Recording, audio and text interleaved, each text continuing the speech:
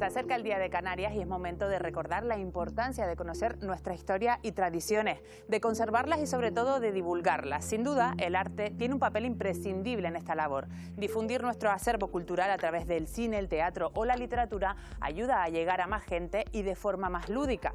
Hoy nos vamos a centrar en una forma muy original de contar la historia de Canarias a los niños. Este personaje, Isaco, se encarga de llevar a través del cómic a los más pequeños algunos de los capítulos de nuestro pasado aborigen.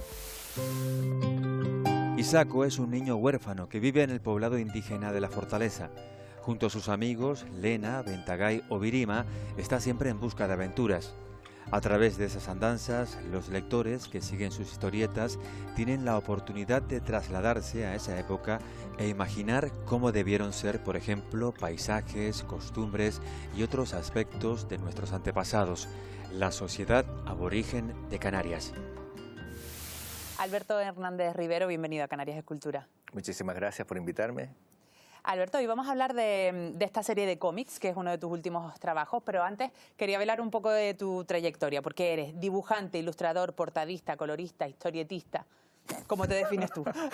Y cocinero. Y cocinero, mira. Y cocinero, sí. Me dedico a varias disciplinas. A mí siempre me ha gustado dibujar. No recuerdo no haber dibujado cuando era pequeño. Para mí era una cosa... Se me daba y encima tus padres te decían, oye, qué bien dibujas, pues eso incrementaba las ganas de dibujar y de crear mundos fantásticos y tal.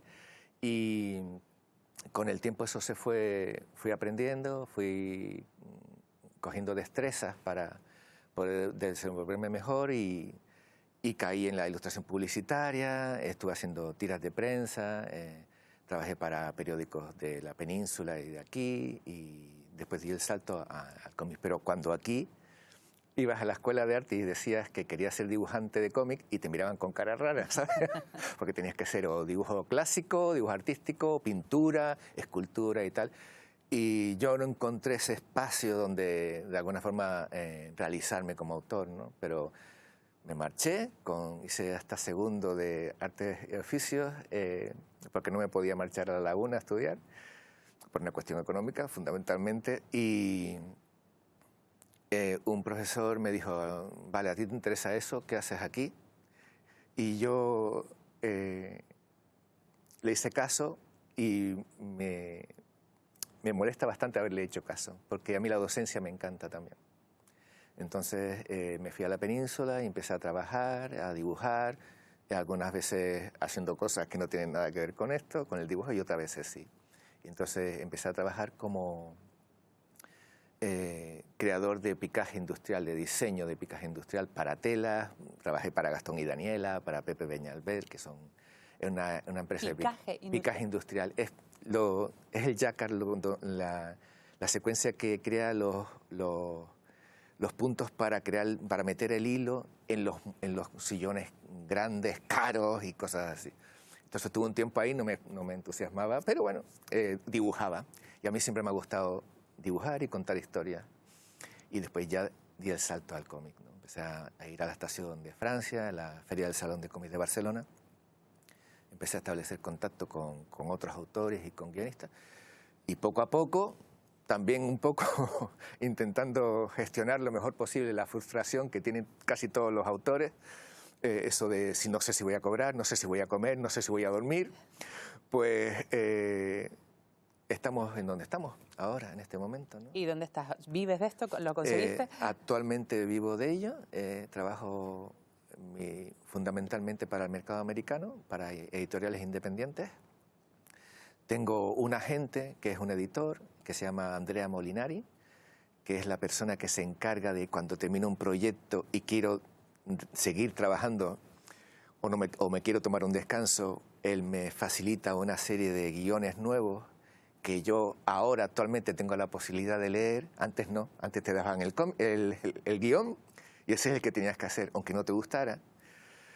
Pero en realidad dedicarte a esto y aceptar un guión es prácticamente un año de tu vida. Tienes que estar muy apasionado con lo que vas a hacer, tiene que gustarte y tienes que sentirte bien haciéndolo, porque si no, esa calidad de tiempo que necesitas para crear se pierde. Claro. Entonces, centro el trabajo en esto, él me pasa, Andrea me pasa los guiones, yo elijo alguno o le digo, no me gusta ninguno, en esa estamos, me pasa otros y bueno, y entonces aparece ese guión que yo creo que mi estilo y mi forma de contar las historias puede funcionar con él.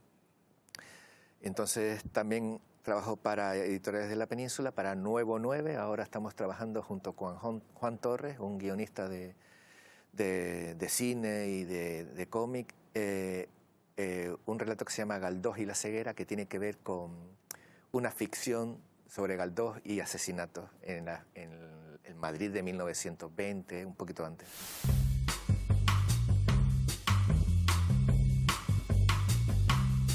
Alberto Hernández nació en Telde, Gran Canaria, en 1967. Es ilustrador, diseñador gráfico y dibujante de cómics. Comenzó su carrera en el diario Canarias 7, donde publicó la serie Tres Tristes Troncos y Stan y Ruby, escrita por Pérez Navarro. Se ha encargado del blog de Cata y otras historietas para publicaciones como la revista Contemporánea. Su trabajo también ha traspasado fronteras, llegando a Canadá y al norte de Europa, donde dibujó una serie erótica, Ruy Orgets y The Champions. En 2010 publica José de Viera y Clavijo, así lo recuerdo, un cómic de 12 páginas dirigido a niños y niñas a partir de 9 años, con el que se pretende dar a conocer de manera amena y sencilla la figura de uno de los escritores más importantes de Canarias. Una de sus obras más destacadas vio la luz en el año 2012. Ezequiel Hills, Zombie Hunter, se convirtió en su primer álbum editado en España y fue nominado por este trabajo como autor revelación en Expo Comic Madrid 2012. Otra de sus obras, El Turcán, el tesoro del Grafcán, con guión de Pedro Rodríguez Carballido, un cómic de aventura ambientado en un mundo de espadas y brujería donde los autores dan rienda suelta a su imaginación. También ilustró el cómic 1892 con guión de Antonio Becerra, publicado en 2020 para la Casa Museo Pere Galdós. Hace 2 años veía la luz en Estados Unidos She Bites, con guión de Heather Hill, que está en proceso de desarrollo audiovisual como serie de televisión. Además ha trabajado en diseño web, ilustración infantil, preproducción de cortos de animación junto a Helio Quiroga. Actualmente está inmerso en varios proyectos, entre ellos el cómic Family Time y Galdós y la ceguera, que verán la luz próximamente. ¿Y cómo surge el proyecto Isaco? Pues la idea era, al principio, Marcos Moreno Benítez, el director de Tibicena Patrimonio y Arqueología y director del Museo de la Fortaleza, nos sentamos, nos echamos un cortado y hablamos un poco de las cosas que veíamos y cómo las podíamos cambiar. Y nos dimos cuenta que el relato de nuestra historia pasada es bastante oscuro, es un relato triste, sometido, es decir, de gente sufriendo. O son relatos épicos, violentos, sangrientos, de una suerte de espartano canario musculado, ¿no? Que está permanentemente en batalla. Y nosotros, por supuesto, todos estos relatos estaban centrados en la conquista y lo que pasó más tarde, ¿no? Y nosotros nos queríamos contar esa parte de la historia, no nos interesaba. Es decir, como lector sí, pero como contador de historia y como dibujante no me interesaba en absoluto. Entonces nos dimos cuenta que había un vacío importante en el relato infantil. Y por eso nos planteamos hacer esta historia que no tiene nada que ver con esa, que es un relato amable, luminoso, brillante, muy colorido, creando un estilo para un lector concreto que es el lector infantil y sus familiares, que tiene unas características particulares que son con colores muy saturados, que hay una explosión de color, que los contornos sean redondeados, que no haya aristas, ni esquinas fuertes, ni puntas, y con todo ese armazón tratamos de contar Isaco, ¿no? Isaco, que habla también de la cotidianidad de lo que sería la vida aborigen aquí en Canarias, ¿no? No tanto de esos momentos épicos, sino del día a día. Sí, sí. Eso lo que tratamos son niños, travesuras de niños que están más tiempo pensando en las travesuras y las aventuras que pueden correr que en sus tareas diarias. Pero Isaco tiene una premisa fundamental y es que él, al ser huérfano, ojo, spoiler, al ser huérfano, quiere ser adulto lo antes posible, para demostrarle al poblado que no es una carga. Pero nadie le ha dicho nada sobre esto, es una cosa que se imagina él, ¿no? ¿Y por qué Isaco, el nombre me refiero, o la historia de ese niño huérfano y de todo esto que nos acabas de contar? ¿Viene de algo en concreto o es pura imaginación? No, fue impuesto, bien impuesto por el grupo de arqueólogos, porque Isaco es el primer niño esclavo que que fue cogido de aquí y llevado a, creo que a la zona mallorquina, a este espacio, a la península, ¿no? Y entonces Marcos quiso hacerle una especie de homenaje y a mí me pareció genial, ¿no? De hablar de eso y contar otro Isaco, un Isaco libre, apasionado por la vida y que lo único que piensa es en eso, en correr detrás de los perros o que los perros vayan detrás de él. Y así. Él es Isaco, un niño huérfano de 10 años que vive en la fortaleza de Ansita, en Gran Canaria, en el siglo X. Este inquieto protagonista, junto a Ventagay, Lena o Virima, aprovechan al máximo las posibilidades de diversión que le ofrece el entorno, aunque esto suponga meterse en líos y traer de cabeza a los adultos del poblado. Un niño aborigen con el que rápidamente conectan los niños de hoy en día. Ventagay, Virima nos ha enviado con tu comida. Ese macho cabrío no es mío. Pues parece que le gustas. Está cansado y lleva un buen rato huyendo de los Tibicenas. Es como un niño de mi edad, pero hace menos de años. Parece que se mete en muchos líos. Van explorando y se encontraron a una cabra. Y se encontraron también a un guanche que iba ahí explorando con un perro. Es interesante. Queda claro desde el primer momento cómo es Isaco. Pues creo que es muy loquito. ¿Sí? ¿Tú qué dirías, Ley? Muy terremoto.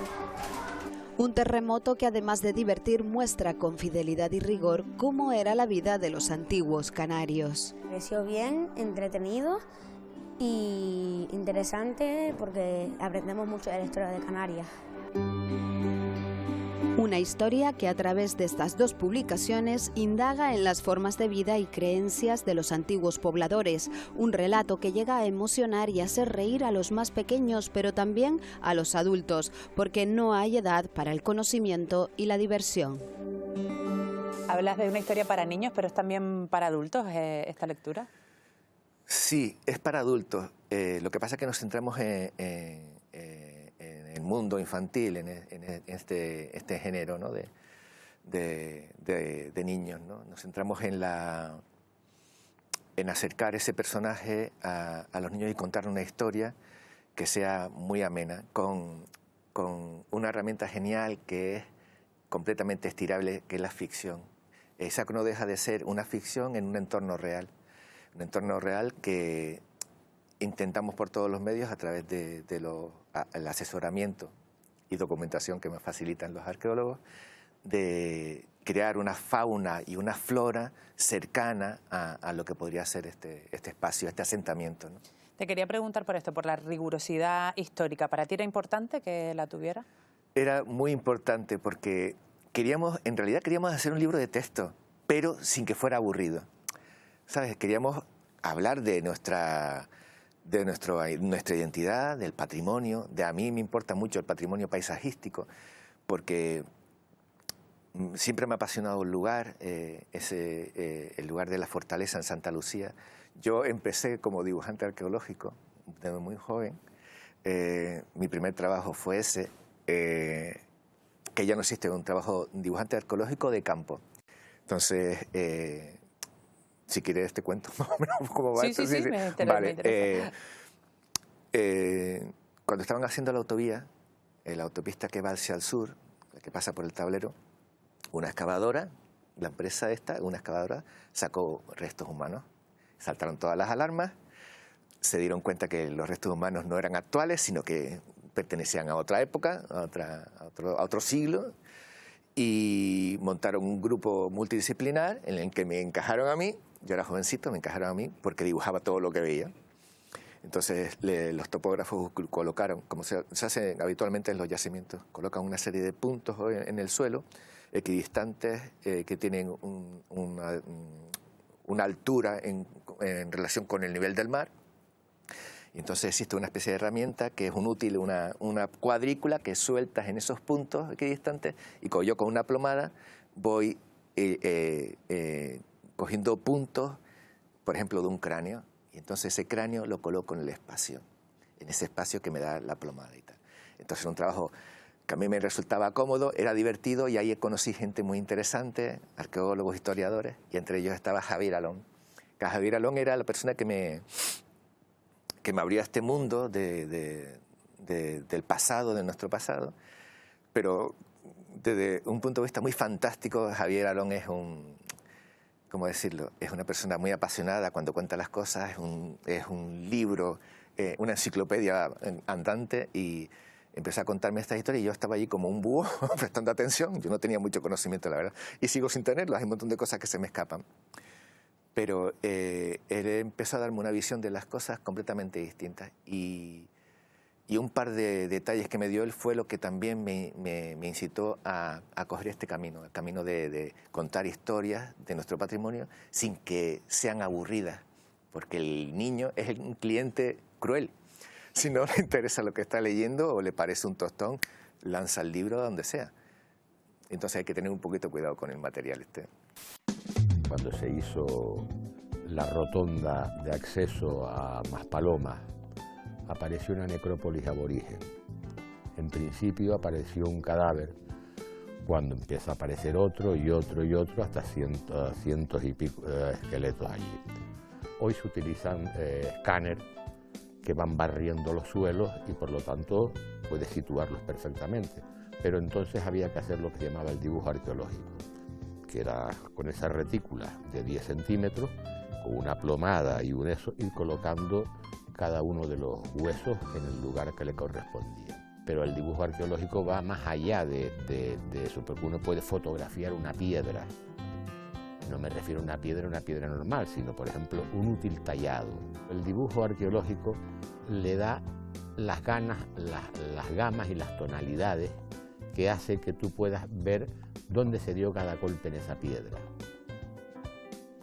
Entonces, por lo tanto, precisábamos de dibujantes para ir levantando toda esa planimetría de la excavación. Y en esto nos apareció por la excavación un chiquillo de 19 años o 20 años que era Alberto Hernández. Tú veías los dibujos de Alberto y sabías cuál era cada esqueleto, cuál era cada piedra. O sea, la dotaba de una personalidad propia. Cada esqueleto es diferente y le daba la personalidad que tenía ese esqueleto. Ya no solamente trabajó aquí con nosotros, sino que estuvimos 5 años trabajando allí. Si una vez terminado esa excavación, Alberto estuvo trabajando en México en dibujo arqueológico. Todas las ciencias evolucionan y el dibujo arqueológico ha pasado a ser ya un poco de parte de la historia.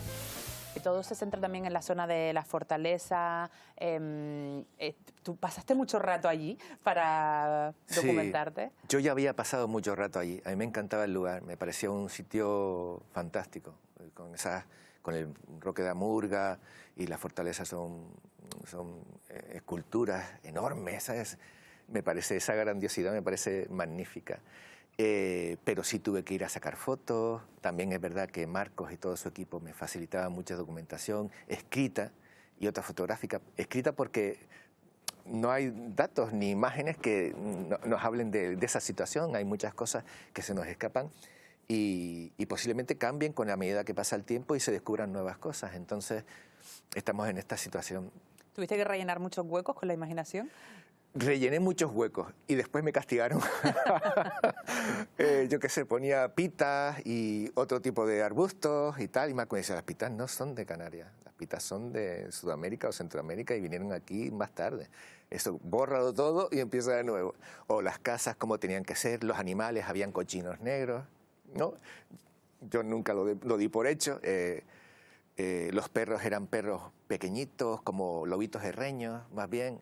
Lo que pasa es que yo ahí sí he tenido algún tipo de licencia para crear personajes que en la distancia y a oscuras se identifiquen inmediatamente, para crear personajes identificables. Entonces necesito cambiarles de aspecto para conseguir eso.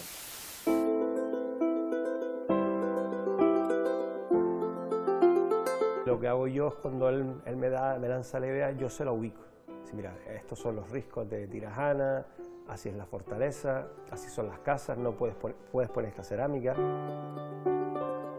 De hecho hay una lámina que es una vista del barranco de Tirajana con agua, es una imagen que no estamos acostumbrados a ver, donde cuando yo le he dado la lista de especies que él puede, animales y vegetales que podían haber existido en esa zona de barranco con agua, yo le pongo juncos, ¿no? Claro, yo tengo claro que junco es, porque es el junco que tenemos en Canarias, y él va y dibuja pues un junco americano, el que es el famoso de las películas. Digo, no, esto hay que cambiarlo todo. Y yo lo que hago es un poco de darle esa parte aborigen. Si salen cerámicas, porque sean las cerámicas que sabemos que tenemos documentadas en el yacimiento. Cuando salen los numerales aborígenes, pues poner el poquito registro que tenemos que se incluya. Se ve una escena que es preciosa, Isako sale corriendo y Lena, la otra de las protagonistas, le tiene que tirar una piedra, ¿no? Entonces, en ese conteo de te doy 10 segundos de ventaja, 1, 2, 3, 4, pues nos fuimos al listado de numerales documentados del mundo indígena, ¿no? Sin, Amiat, Acot, Sumo. Es una forma de ir metiendo ese contenido del mundo aborigen de forma amena y divertida y que pasa casi desapercibido. Como arqueólogos, como personas que trabajamos en la fortaleza, a través de esta herramienta generamos una pequeña gran conciencia sobre nuestro pasado. Y donde se ve ese pasado es en la cerámica, en las pintaderas, en los yacimientos.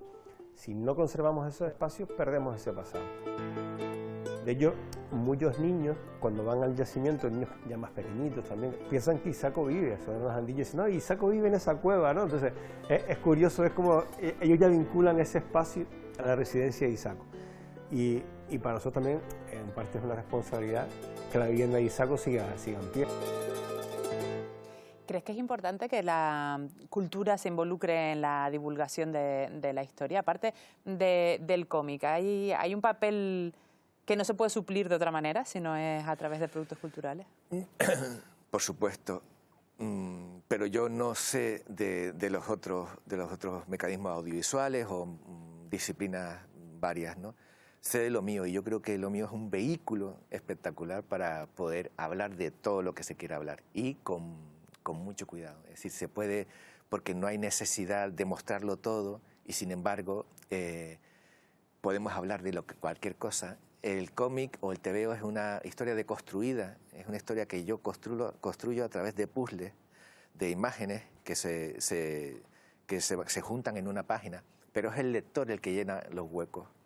Entonces, es el lector el que da el tempo, aunque yo, de alguna forma, me encargue de trazar una estrategia para contar una historia y llegar a una emoción.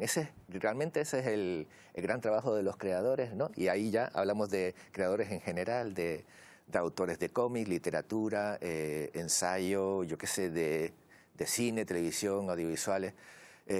Todos, esto es un juego de trileros, ¿no?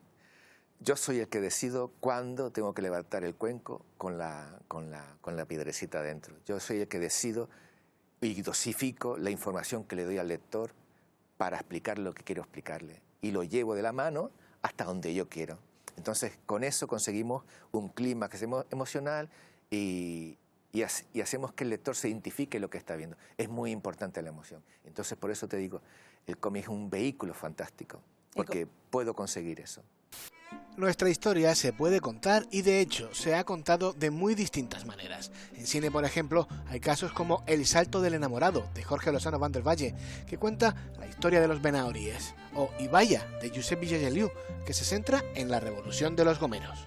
Los abandeños cantaron La cantata del Mensei Loco, con recitado del actor Paco Raval incluido. Oíd la doliente historia de Benearo el de Anaga, el Mensei desventurado que enloqueciera de rabia al perder la libertad de su estirpe y de su patria.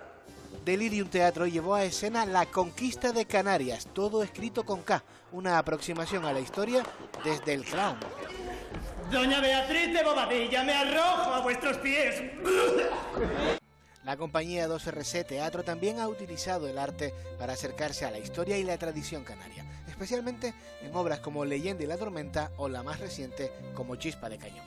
profundiza sobre el ataque de Van der Doe a la capital de Gran Canaria. Lo hemos hecho de una manera generalista porque queremos reflexionar sobre la vida en Canarias en ese momento en donde la piratería o los corsarios eran habituales o realmente habituales. Leyenda y la tormenta, que es una reflexión sobre nuestras historias, la transmisión oral, los cuentos de Canarias. Eran unas tierras dominadas por el fuego. Vale, que el espectáculo es, digamos, como un catalizador para pensar, para acercarte, para decir, oye, pues esto quiero profundizar en este tema, y entonces por ahí construimos luego lo que solemos denominar dosieres pedagógicos, lo que solemos hacer un trabajo de mediación también con los centros escolares. Los libros ilustrados de los hermanos Aguado también se centraban en el público infantil, al igual que la serie animada de finales del siglo XX, Historia de Canarias. Gran Canaria, Tenerife y La Gomera. Las últimas fueron La Palma y El Hierro. Algo falla... ¡Ay, perdón, me liaba! En esa línea, el juego de mesa Septen, ahora prácticamente inencontrable, fue una especie de Trivial Pursuit con preguntas de temática canaria. Libros como la trilogía canaria de Carlos Guillermo Domínguez, formada por Atacaite, Sosala y Bencomo, ponían la mirada en nuestra historia colonial.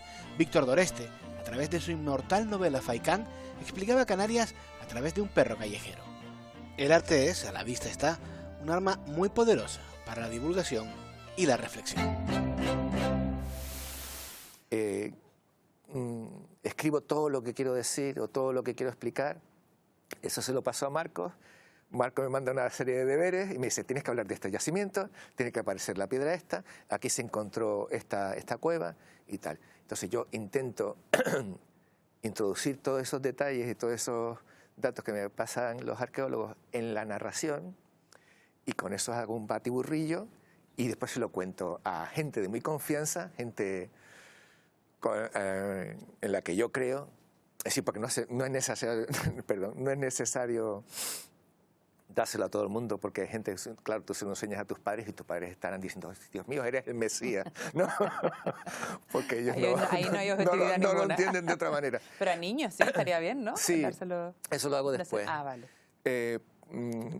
Porque primero el engranaje tiene que funcionar perfectamente, la historia tiene que funcionar, tiene que tener su clímax, tiene que tener su resolución, etc.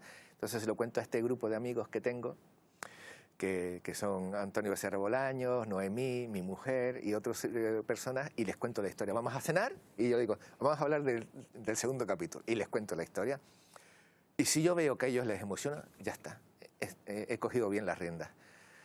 Después Marcos y yo nos sentamos con eso y empezamos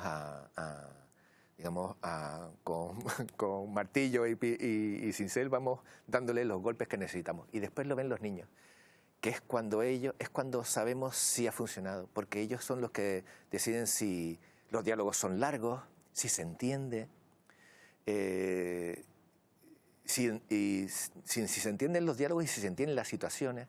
En el cómic infantil hay diversas ramas de la acción. Una de ellas es los que hablan los personajes, lo que pasa, y después hay otros juegos que son como, por ejemplo, un lagarto mira una mosca.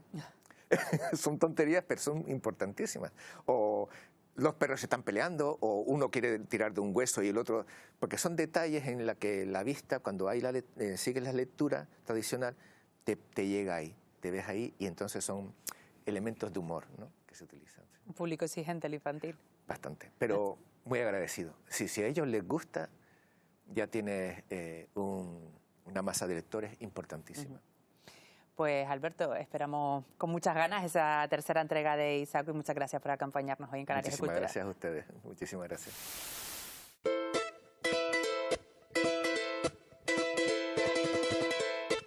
Furnaco, cueva honda y estrecha. Isaco corrió a refugiarse de la lluvia dentro del furnaco.